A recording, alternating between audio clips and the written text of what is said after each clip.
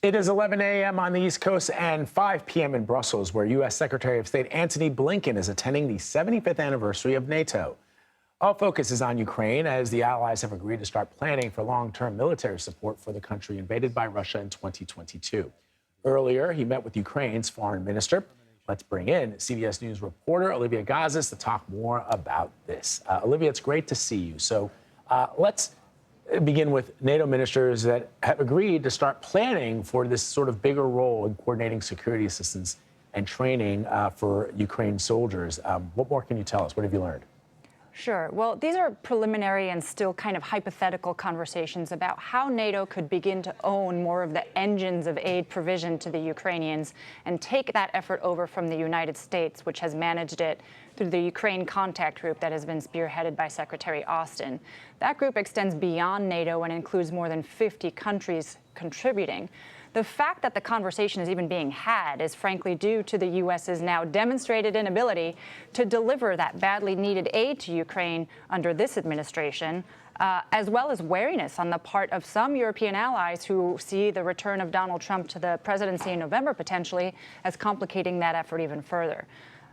And beyond being a slight to U.S. leadership, there's significant questions about whether it can even be done. Most big decisions within NATO require unanimity, which is very hard to achieve with now 32 member states. Some of them, like Hungary, have already said they're going to oppose anything that shifts the alliance from being more of a defensive to an offensive alliance. And there's just no enforcement mechanism for NATO to make its members do anything. So we'll have to see how much of this effort can really get off the ground. Yeah, and they're talking about funding for over the next 5 years, which made me wonder just how long do they think this conflict will be going on for. But what have we learned so far about Blinken's meetings today, and why are they significant? Sure. You highlighted probably the most important, which was this key meeting with Ukraine's foreign minister, Kuleba, who's also in Brussels as part of the Ukraine-NATO Council. The Ukrainians have, of course, made no secret of their dismay and of their alarm that the United States has now for half a year failed to deliver that $60 billion aid package that is continuing to languish in Congress.